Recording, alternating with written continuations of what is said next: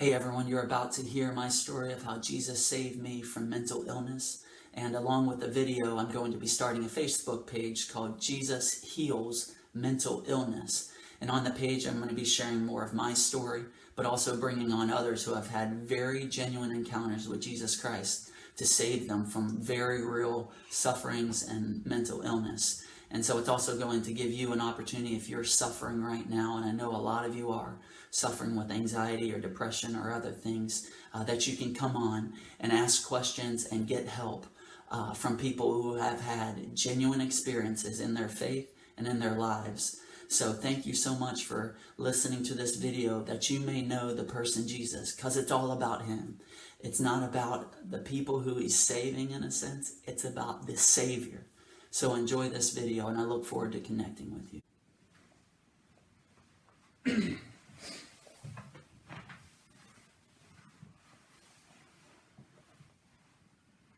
Hey guys, this is my story of how God saved me from mental illness. And it's a really long story, and there's so many layers to it, but I'm going to tell you what really happened within me. I had a very genuine, real, raw experience, and it's my hope that in sharing my story and being vulnerable with you, that in a world of mental illness where there's a lot of shame involved over the thoughts that people go through, that you will see that Jesus really does heal mental illness. He did so in my life, and it is a miracle, and I want to share it with you. About 6 years ago, I was a very normal religious person, very church-going.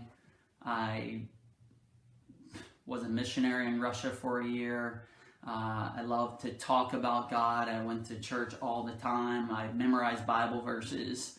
I would say that when I was in college that I had a religious turning towards thinking about God. I thought at the time it was like a recommitting my life to Christ type of a thing, and I stopped drinking and partying. I started going to Bible studies and all these things, and that's kind of what my life looked like until I was about 28 years old. And I was very involved in my church, leading worship and all these things. And I was actually engaged to be married to a girl, and we were to be married in about 6 months, and I hurt my back playing football one day, and it was a very simple injury. It wasn't anything extreme. I just kind of tweaked my back, and I was very strong and fit at the time. And so my only goal was, well, I want to get my back better before our wedding day. And that was the only goal, to look good and healthy and strong for my to-be wife and for my just everybody watching for my wedding day. Pretty simple, but unfortunately my back did not get better. And it actually got worse in some senses because of all the stress that I was worrying about it and putting on it. And so there would be days where I started rehab and it just wasn't getting better. It wasn't getting better. I was doing everything I could think of to get it better, and nothing was really working. And so the time was getting closer and closer to the wedding day. And so it's from that point, it was about 5 months till our wedding day, and still wasn't getting better, still wasn't getting better. And then for the first time in my life, I experienced what I would just call anxiety.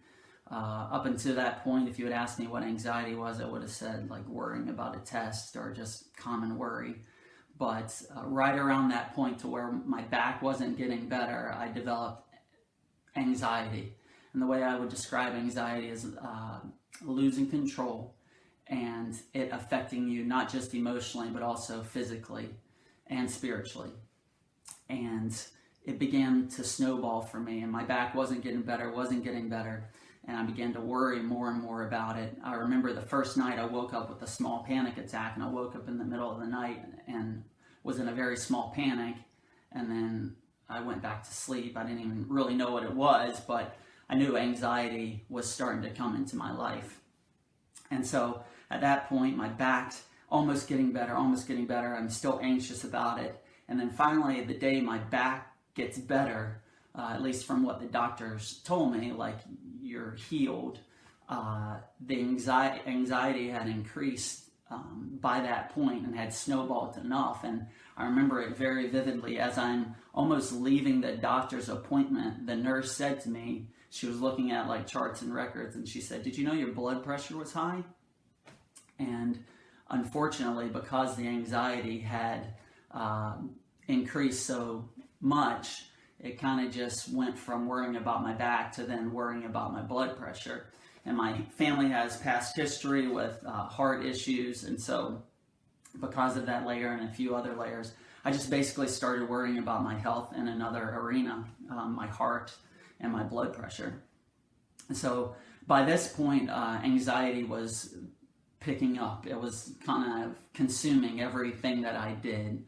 I was now worried about my blood pressure, and so I started, drinking healthy things and walking and always checking my blood pressure, always checking it. But because my anxiety had affected me physically, then it started, my blood pressure remained pretty bad. And so I started to worry about these things. And it was around this point that I realized, I should stop worrying. I need to stop worrying. I need to deal with this. Like, something about God. I need to incorporate something about God into this. And so started trying to read Bible and all these things, but there was nothing I could really read that could help me stop this kind of 24/7 concern. And it was at this point that it really heightened and got really bad.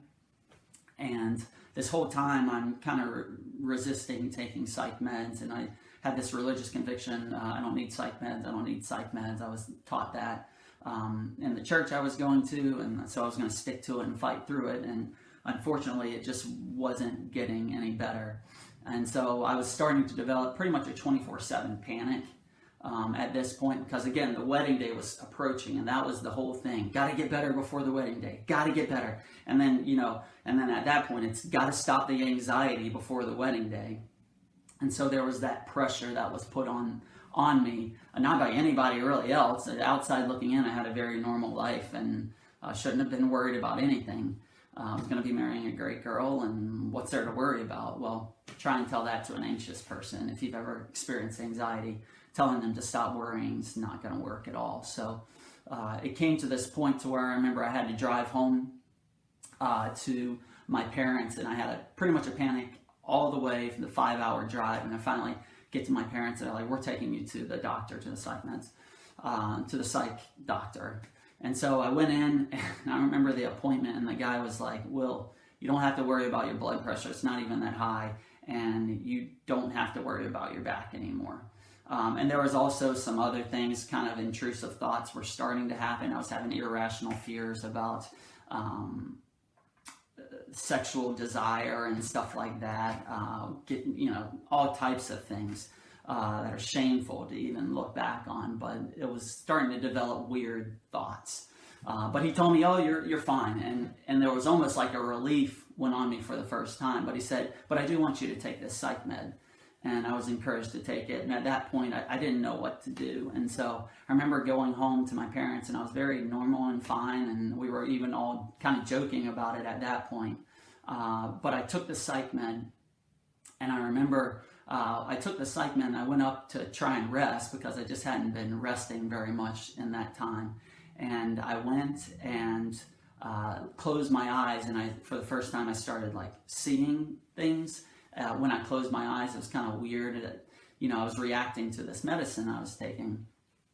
And that was kind of a weird experience, but I was like, okay, well, the medicine will get figured out. And the doctor told me, well, just give it some time, type of a thing. So long story short, I came back towards Pittsburgh, where I was living away from my parents. And I got back, and I was like, okay, I'm going to get off of this psych med, but I just need to be more serious about my faith. And I don't have to worry about my back or my blood pressure anymore.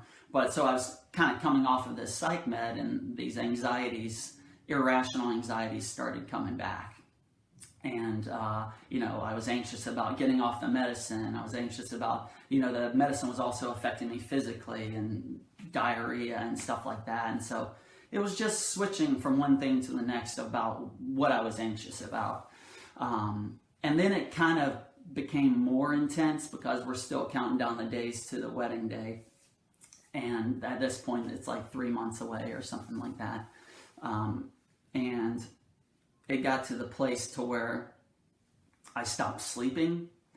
And it was at that point with insomnia that I realized that this is really, really, really, really serious.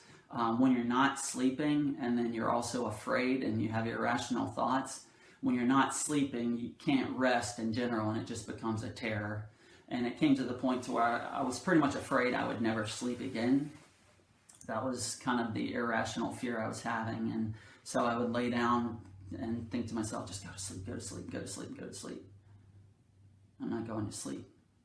And then, so you can see that the fear, the anxiety was increasing, and I stopped sleeping. And it was at this point that I started realizing, wow, like I said, this is really serious. And it developed into more and more fears, and it was starting to consume and to affect a lot of parts of my life. I was kind of substitute teaching at the time, and I started being late to substitute teaching. My relationship with my fiance at the time was going downhill. I wasn't even talking to her. I was just basically pacing around town a lot, thinking, because I knew all this Bible knowledge stuff, but none of it was helping me, and I didn't know why. And I was meeting with my pastor 3 times a day, like asking questions. Why can I not get out of this funk? Why am I anxious? How do I stop this anxiety? And it just continued.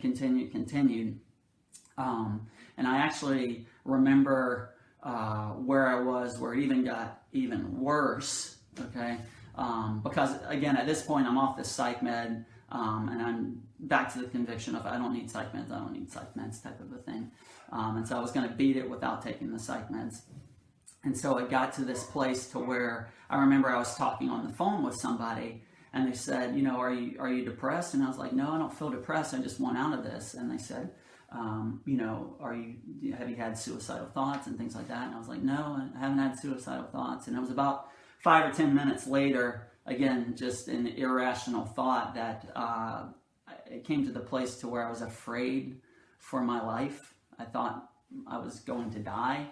I don't know how to explain it, and it was pretty terrible, but it came to that point to where I was concerned for my own life, and it developed into a 24/7 panic.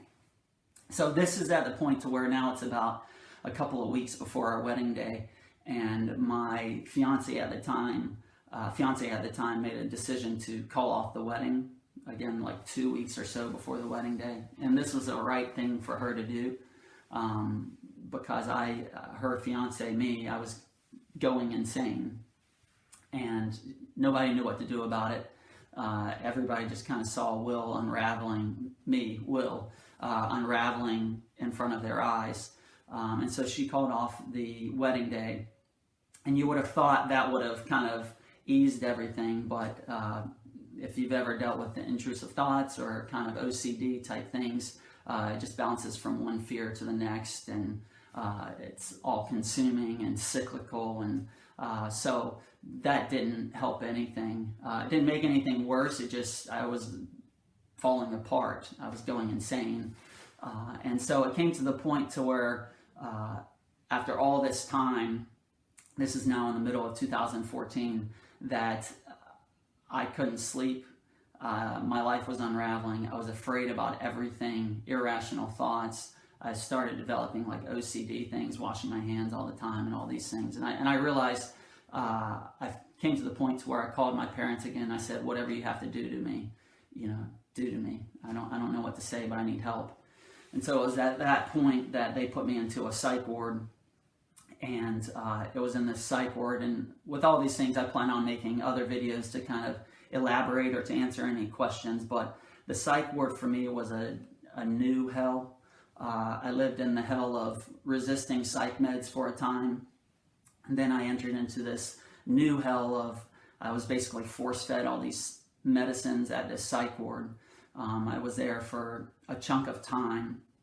And it was there that all these chemicals are now coming into my body, and they're switching all these medicines and all these things. And I remember waking up in the middle of the night when I was there, and my reality being worse than my nightmare. It had gotten to the point to where I lost all hope.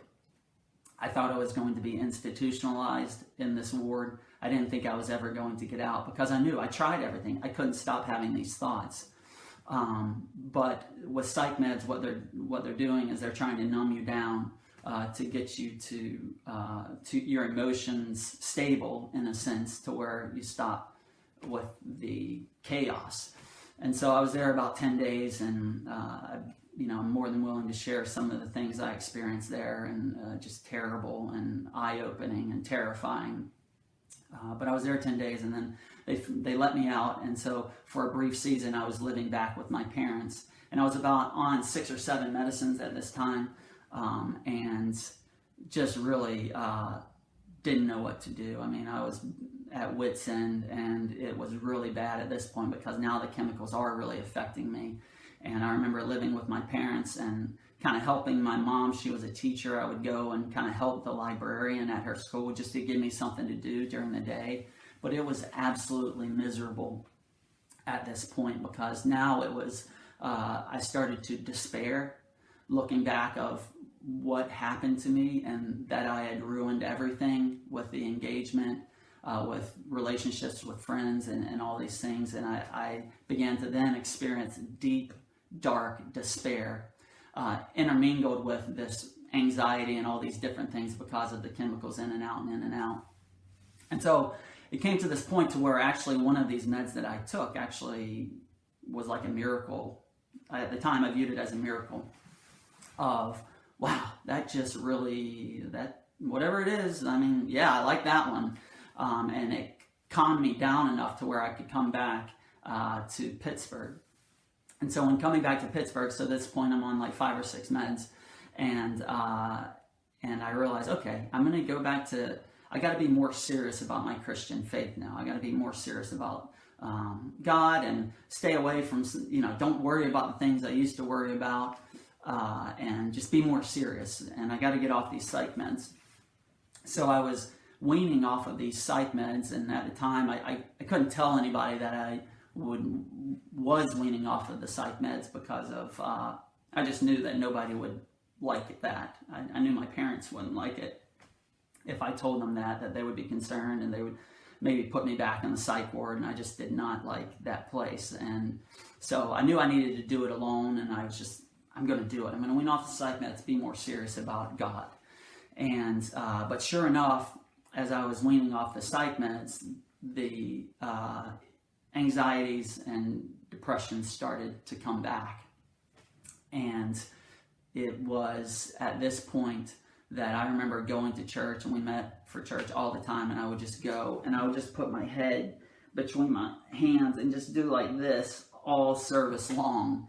And people probably thought, what the heck is going on with Will? And I was really suffering, and I didn't know why everything had happened to me. And now, weaning off these meds, all this was coming back, and I was determined to not let it come back with irrational fears and past anxieties and things. But sure enough, I'm weaning off meds, and it's coming back. And it was at this point that it was like starting to cry out to God, like, God, this is terrible. I don't know what to do, but I need help. And it got down to the point to where I was down to about 2 or 3 medicines, and it entered into a whole new level of anguish. Up until that point, anxiety, OCD, depression.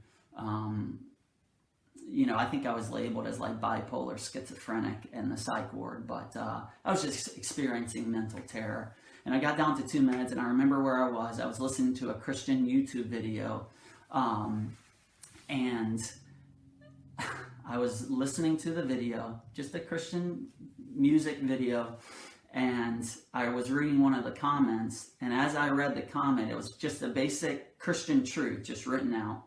And I can share about this if anybody's interested to go in depth more, but I just read the simple truth, and when I read it, it hit me, and it distorted in my mind, and then it latched onto me like a dark, blasphemous truth, or lie rather, but it latched onto me, and I was like, no, that's not true.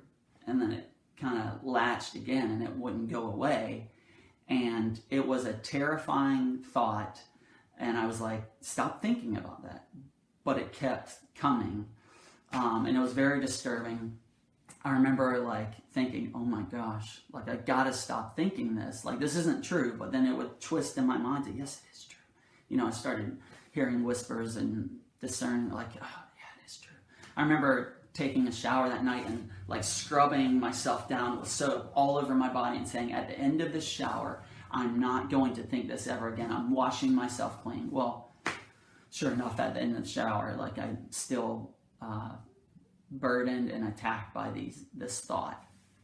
And it was at that point that I now anxiety, depression, OCD things, weaning off the psych meds, so my body was a wreck with the chemicals and things, and now having these dark thoughts, these dark irrational thoughts about God, about people, about myself.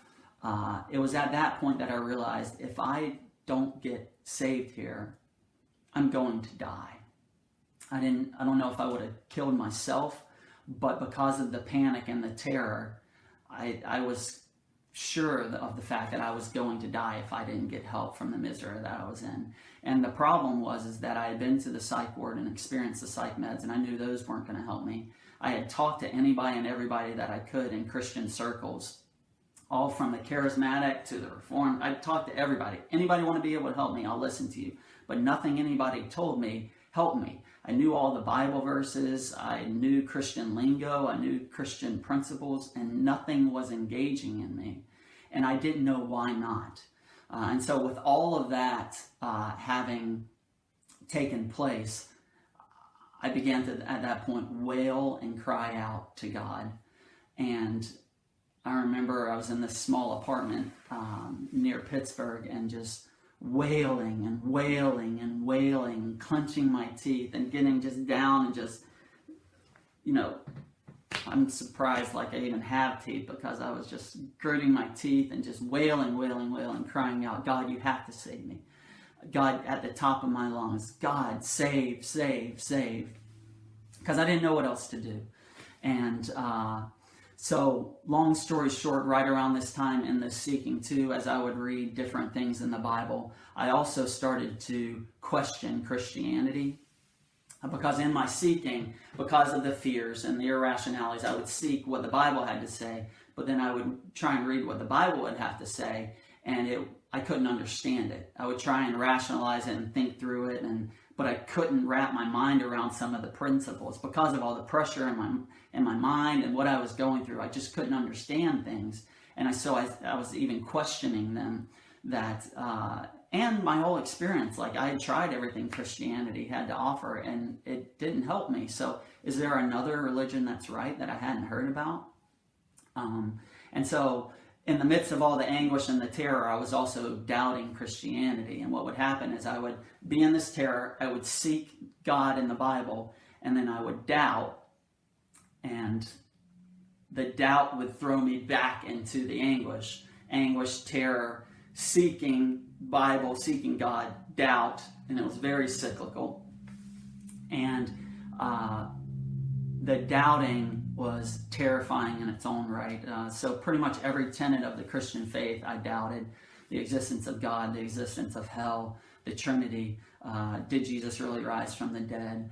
Is Christianity the truth? The canon, you name it, and I pretty much doubted it. And not just like, I don't think that's true. Maybe I'll learn about some other. I mean, I doubted it in like weeping and terror because I needed saved from what I was going through.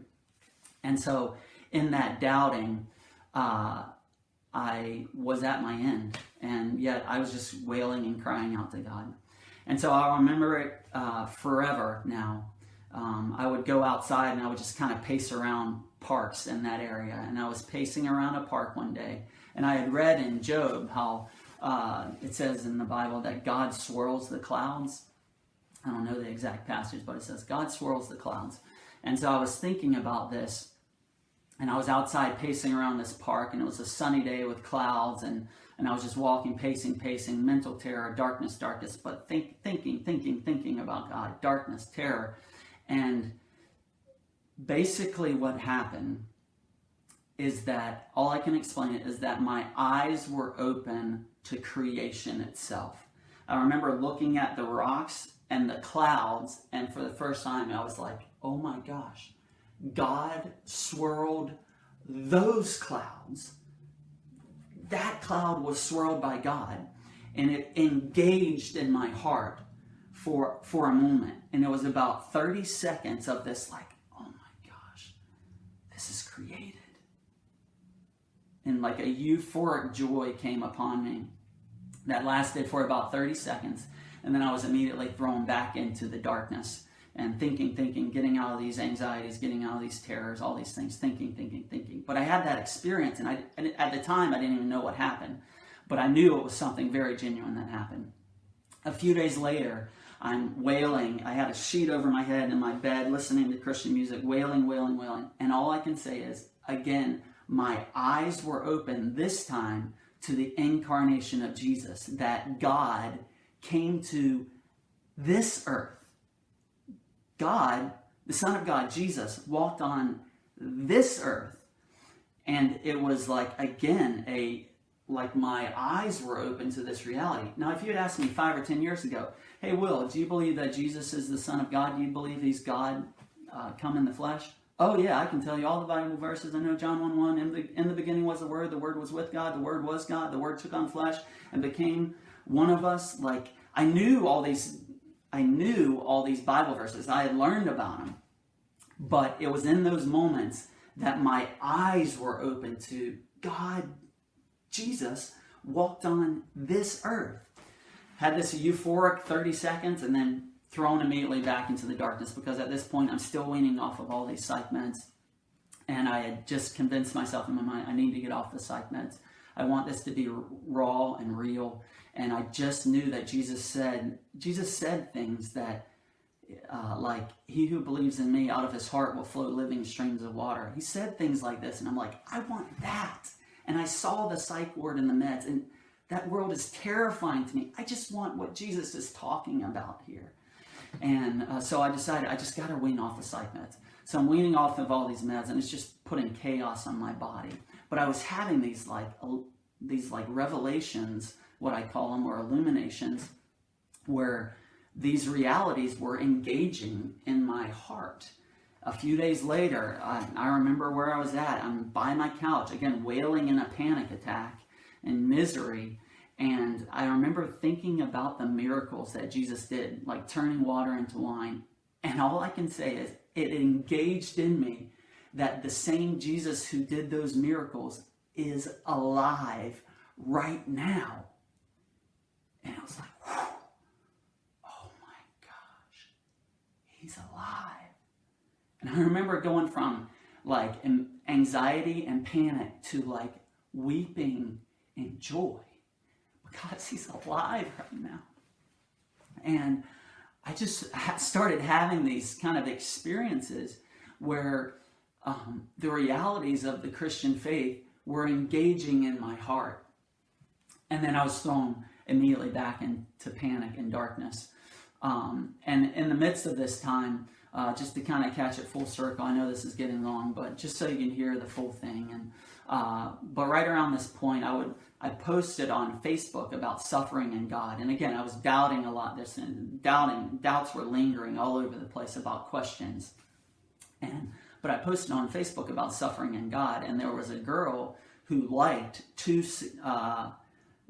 posts right in a row, and her name was Joelle Wallowek. And I was like, Joelle Wallowek, okay, I'm going to message her.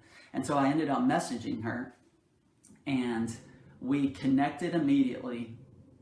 And I expressed to her, like, I'm miserable, I'm going through all these things. But for whatever reason, we really connected about God and just our lives. And we began to develop a relationship when we started dating. And for me, I could not believe it, because this beautiful girl was interested in me. A recent person who was in the psych ward was still like really, really suffering and struggling.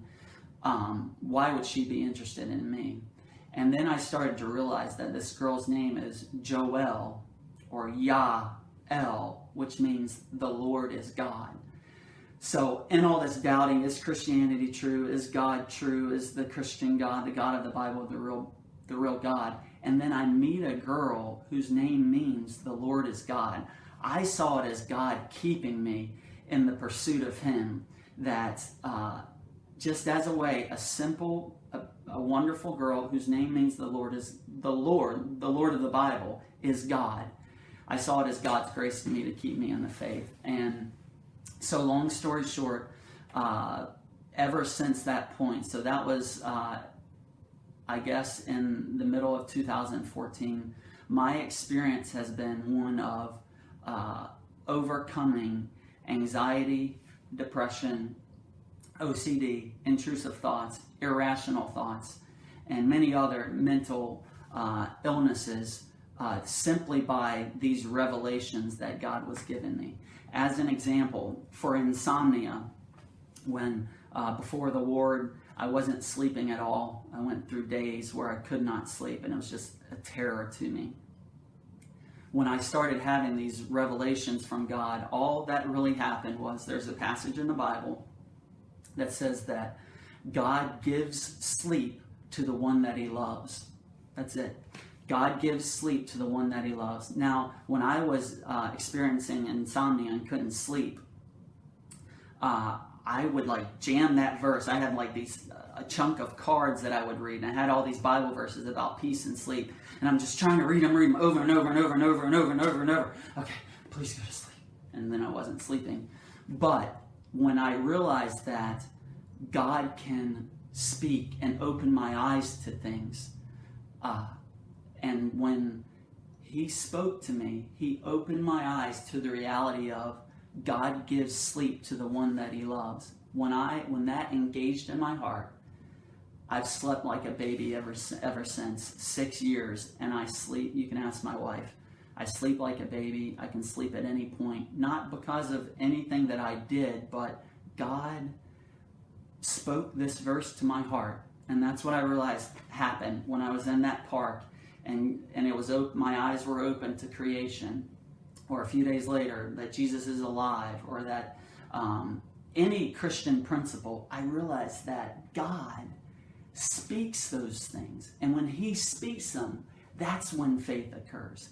Not learning about God like you learn about math and history that I did for 28 years, but when He speaks that to your heart, that's when His kingdom is being placed within you, and that's when you have faith, when you receive what God speaks to you.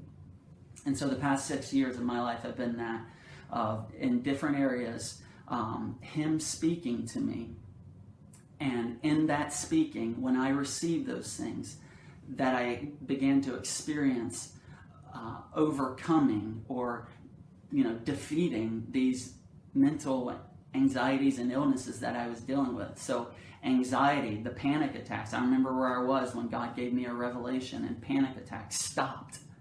I remember where I was, where despair was gone, when I realized that all things work together for good. When God spoke to me, all things work together for good to those who love God, who are called according to His purposes. So there's a major difference between just learning about God and like you learn about math, like school, and having an encounter with God and Him speaking those things to you. So that's my story. There are so many more layers. I would love to talk and to answer any questions, or if you're suffering, I'd love to share my story more with you. As far as where I am today, I would say I still deal with very small, different intrusive thoughts is what I call them. And the ones that used to kind of paralyze me for days, hours and days, they would just grab a hold of me and I couldn't get them out. Now I still hear those things, but I know that God speaks as well. That just as I might get a thought that either is of me or is of a demonic spirit, God also speaks. And so I've learned not to listen to my voice or others' voices, but rather to seek the voice of God. And when God speaks, He brings light into the situation.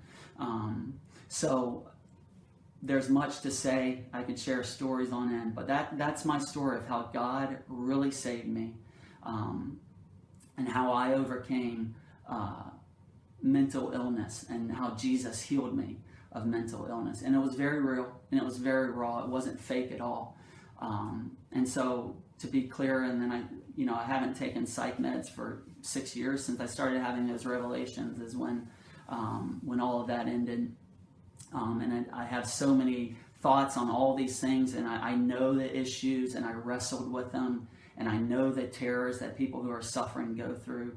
And I just want to share my story to be available and to let you know that there is a healing available that is so raw and so real, because I dealt with it. I knew what it felt like to be panicked 24/7, despair beyond belief, suicidal thoughts, OCD, intrusive thoughts, irrational thoughts. I experienced pretty much the whole gambit of mental illness.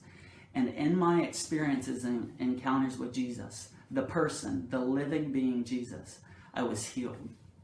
And so I look forward to connecting with all you guys, and I thank you so much for listening. This isn't about me. This is about Jesus who heals.